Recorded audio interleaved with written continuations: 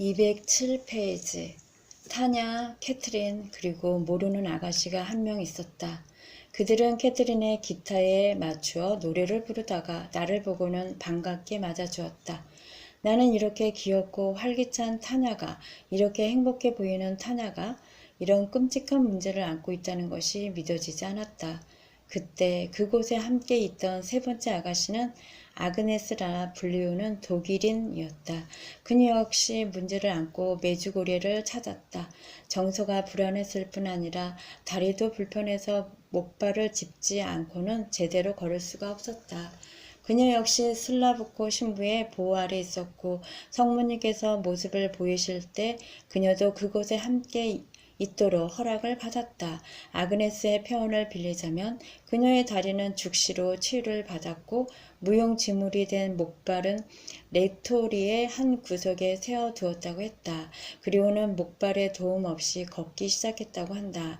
후에 들은 이야기로는 아그네스가 독일로 돌아가 담당 의사에게 다리를 보였을 때 의사는 그녀에게 완전하게 치유되었다고 말했었다고 한다. 이제 나는 지난번 여행에서보다 메주고리의 더 많은 부분을 보게 되었다. 종교적인 분위기나 종교적인 기적 이야기, 극적으로 하느님께로 돌아오는 사람들의 이야기처럼 감격적인 사건이 있는 반면에 피나는 노력에도 불구하고 실패와 좌절을 맛보아야 하는 경우도 적지 않았다.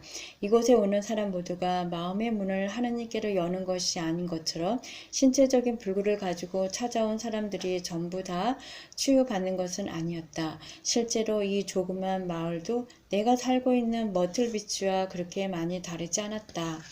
이곳에도 선이 있으며 또한 악이 존재했다.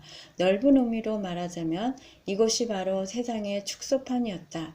차이가 있다면 성모님께서 이곳을 찾아오신 후로 변화가 일어나고 있다는 점이다. 메주고리를 찾는 사람들도 내가 만난 이 소녀들과 마찬가지였다. 문제를 안고 있는 그들은 기적적인 해결책을 기대하며 이곳을 찾아오는 것이다.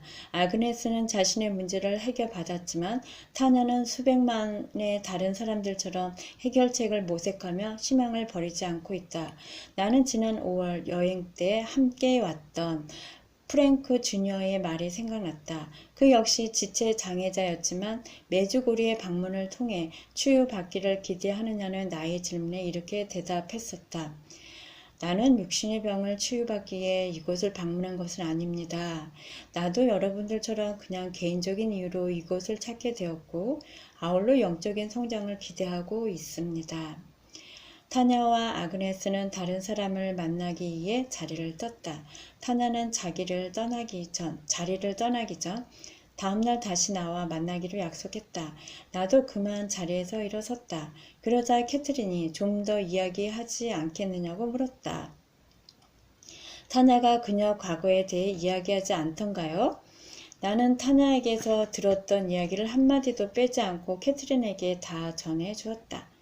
그 아이에게는 약물 중독만 있는 게 아니랍니다. 캐트린이 입을 열었다. 알코올 문제 등 수두룩하죠. 처음 이곳에 찾아왔을 때는 병이 하도 심해 침대에만 누워 있어야 했습니다. 그 아이의 태도는 매우 극단적이죠.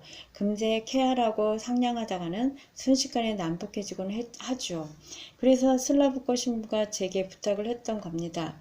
타냐에게서 한시도 눈을 떼지 말고 그녀 곁에 머물러 있으라고 말입니다.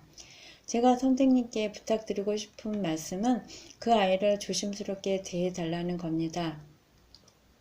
타냐는 자기 마음에 드는 상대에게 심하게 집착하는 경향이 있죠. 나는 슈베 신부와 함께 할 일이 많은 사람이고 또 나 스스로 조사해보고 싶은 일이 많은 사람이다.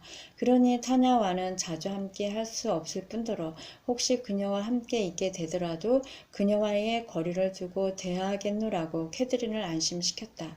나는 캐트린과 이야기를 나누면 나눌수록 그녀에게서 느꼈던 나의 첫인상이 잘못되었음을 알게 되었다. 그녀는 이상하지도 않았고 광신도는 더구나 아니었다. 그녀는 타고난 착한 성품에다가 훈련에서 얻은 사력 있고도 애정어린 태도를 지니고 있었다. 내게는 광적으로 보였던 9일간의 단식이나 그녀 특유의 해결 방법도 그녀를 이해하고 난 지금에는 정말 그녀답다는 생각이 들었다. 하느님께 네라고 응답하는 그녀의 자연스러운 몸짓일 뿐이었다. 그녀야말로 성모님께서 메주고리에 전하신 메시지를 몸소 실천하고 있었다.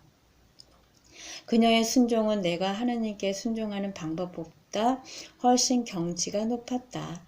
타냐와 거리를 두고 사귀겠다던 약속은 말처럼 그리 쉽지 않았다. 다음날 아침 미사 시간에 그녀는 내가 앉아있는 의자로 조용히 미끄러져 들어와서는 네 옆에 앉아도 좋으냐고 물어왔다. 나는 물론 괜찮다고 대답했다. 얼마 후에 캐트린이 알려준 바에 의하면 타냐가 아침 영어 미사 시간에 참석한 것은 오랜만에 처음 있는 일이라고 했다. 그리고 타냐더러 할 일이 많으니 혼자 내버려 두어 달라고 말하며 어떻게 했느냐고 캐트린이 내게 제안해 왔다. 나는 그녀의 말에 반대했다. 내가 타냐와 함께 지내는 시간이 그녀에게 도움을 줄 수도 있다는 점을 지적하자 마침내 캐트린도 내 말에 동의했다. 메주고리에서 머무는 동안 나는 원고 정리하는 틈틈이 타냐와 이야기를 나누었다. 슈베 신부의 말대로 그녀는 천사같이 행동하다가도 순식간에 난폭해지곤 했다. 어떤 때는 상대를 약올리는 행동이나 말을 의도적으로 내뱉기도 했다. 그리고 내가 다른 사람들과 함께 있는 것을 보기만 하면 어린아이처럼 질투하기 시작했다. 그녀의 질투는 평화센터가 이끄는 순례자 팀이 도착한 이번 주에 드디어 극에 달하고 말았다. 지난번처럼 순례자 팀의 지도자로는 마그렛 수녀가 그녀를 돕는 조수로는 언제나 쾌활한 로즈 피네건이 따라왔다. 게다가 지난번에 가깝게 지냈던 머린의 부모가 그녀의 여동생 실라를 동행하고 있었다. 이들이 도착하기 전에는 미국인이라고는 거의 보지도 못하다가 이렇게 가까운 이들을 다시 만나게 되자 나는 기뻤다. 특히 머린의 부모님과 그녀 여동생과의 만남은 정말 즐거웠다. 따라서 타냐와 지냈던 시간을 나는 그들과 지내게 되었다. 어느 날 저녁 나와 타냐와의 처지를 마가렛 수녀에게 털어놓자 수녀는 타냐를 저녁 식사에 초대하면 어떻겠느냐고 했다. 저녁 미사 후에 치트록 호텔에서 미국인들과 함께 저녁을 먹게 되면 타냐도 좋아할 것이라고 했다. 나는 그 문제를 먼저 캐트린과 상의했고 캐트린은 다시 슬라브코 신부와 상의했다. 그리고 슬라브코 신부의 요청에 따라 나는 그를 만나러 갔다. 타냐와 저녁 식사를 함께 할 사람이 어떤 사람인지 알고 싶어 했기 때문이다. 신부는 자기가 책임지고 있는 어린 소녀와 내가 얼마 전부터 친구 사이가 되어 있었고 둘이 함께 보냈던 시간이 타냐에게 도움이 되었다는 사실에 만족해하고는 그녀의 외출을 허락해 주었다.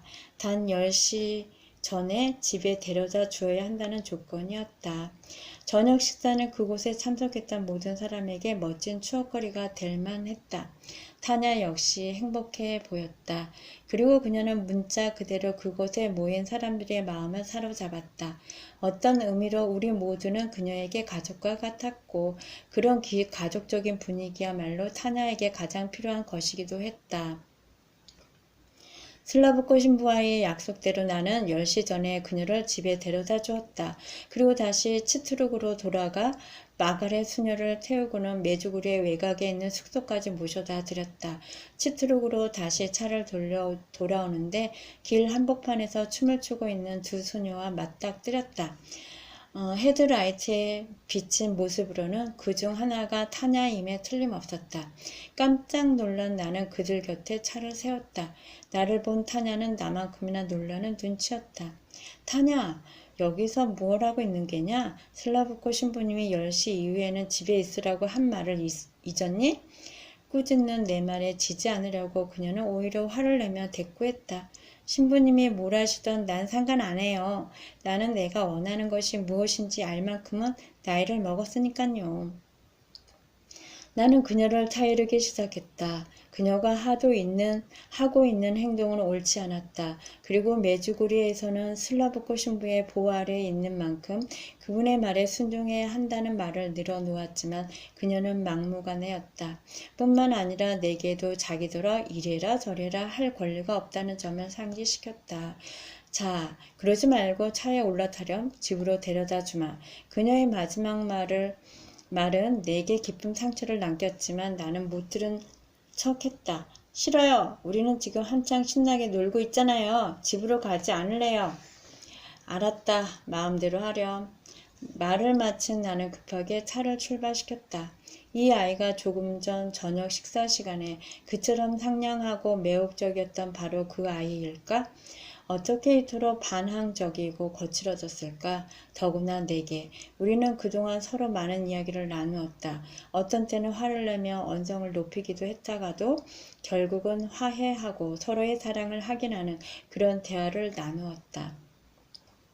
그건 아버지와 딸의 관계에서 흔히 찾아볼 수 있는 그런 대화였는데 이제 나는 내가 그녀와 함께 보낸 시간들이 과연 그녀에게 도움이 되었는지조차도 알 수 없었다.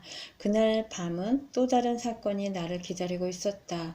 프리모의 집으로 돌아오자 나 외에 다른 투숙객이 있는 것을 알게 되었다. 그는 유럽 지사에 근무하는 타임지의 사진 기자로 내일 있을 5주년 기념식 모습을 사진에 담기 위해 이곳으로 왔다고 했다. 마침내 메주구리의 사건이 세계적인 잡지의 관심을 끌게 되었다는 생각을 하자 너무나 기뻐서 타냐와의 문제는 까마득히 잊었다. 게다가 내일 기념식장에는 10만 명이 넘는 사람이 모일 예정이었다. 2시간 동안 나는 알고 있는 모든 정보를 그에게 심어주었다. 그리고 이곳 안내도 자청하였다. 다음날 아침 제일 먼저 비스칸의 집으로 데려다 주겠다고 나는 그에게 약속했다. 비스칸의 집으로 차를 몰고 가는 도중 사진 기자가 입을 열었다. 어제 이 말을 하려고 했는데 그 집에서는 말하기가 싫었습니다. 경찰이 당신을 찾으러 왔었죠. 그들은 어제 일찍 프리모를 찾아왔었는데 그는 당신이 언제 돌아올런지 정말로 모르고 있더군요. 뭐라고요? 나는 급하게 브레이크를 밟았다. 하마터면 차는 도랑으로 미끄러질 뻔했다. 왜죠? 대체 내가 뭘 원하는 겁니까? 내게 뭘 원하는 겁니까? 나는 놀랐다. 너무나 놀랐다. 진정하시오, 친구. 그는 미소를 지었다. 그들은 이미 당신이 신문 기자란 건 알고 있더군요. 근데 왜 다른 사람들처럼 등록을 안 했는지 알고 싶어 했습니다. 난 등록을 할 수 없었습니다. 그리고 슈베 신부와 일하는 걸 알리고 싶지 않았죠. 그런데 내가 기자란 걸 어떻게 알았을까요? 사진 기자가 싱글거렸다. 글쎄, 당신은 시도 때도 없이 타이프라이터를 두들겨 대고 또 만나는 사람마다 질문을 퍼부어대니 뭐 그런 것 아니겠습니까? 그가 미소를 거두었다. 자, 보세요. 이곳 사람들을 바보 취급해서는 안 됩니다. 그들은 어떤 구실을 대서라도 당신을 며칠간 감옥에 잡아둘 수도 있는 사람들이죠. 그리고는 당신을 이 나라에서 추방하겠죠. 아주 멋진 시나리오가 아닙니까? 그가 머리를 절레절레 흔들었다. 이 점을 명심하십시오. 우리는 미국에 있는 것이 아닙니다. 갑자기 나는 얼마나 어리석게 행동했는지 깨닫게 되었다. 내가 하는 일은 누가 보아도 분명했다. 슈베 신부의 태도를 보아서도 나는 충분히 조심을 했어야 했다. 이제야 나는 분명히 깨닫게 되었다. 왜 야밤에 도망하듯이 메주고리를 떠나 콘직으로 향해야 하는지, 그리고 그곳에서는 낮 동안 꼼짝 않고 제의실에만 머물러 있어야 하는지를. 그렇지만 이제 깨닫기엔 너무 늦은 것 같았다. 제가 어떻게 하면 좋을까요? 내가 겁먹은 소리로 그에게 물었다. 그는 내게 2가지 방법을 제시했다. 하나는 내 발로 경찰을 찾아가 기자 등록을 하는 것이고 다른 하나는 프리모의 집을 몰래 떠나는 것이라고 했다. 집을 옮기기로 하겠소. 경찰에게는 가고 싶지 않았다. 메주고르에는 몇 군데 갈 곳이 있습니다. 내가 그곳에 있는지 아무도 모를 그런 곳이죠. 나는 마가렛 소녀가 머물고 있는 곳을 염두에 두면서 그에게 자신있게 대답했다. 사실은 하루나 이틀 밤 정도라면 그곳에 머물 수 있을 것이다. 나는 그 즉시 차를 돌려 짐을 챙겨 치트룩을 떠나고 싶었다. 그렇지만 폴란드에서 1년쯤 지낸 적이 있는 사진 기자는 나를 말렸다. 그가 머리를 가로저으며 말했다. 그거 너무 위험합니다. 밤에 옮기는 편이 안전하죠. 비스카의 집에 도착하자 그는 혼자 주변을 돌아다니며 사진을 찍는 편이 좋겠다고 해서 나는 그를 혼자 내버려 둔 채 아침 미사에 참례하러 성당으로 향했다. 시간이 지나니 마음이 안정되면서 냉정하게 일을 처리할 수 있게 되었다.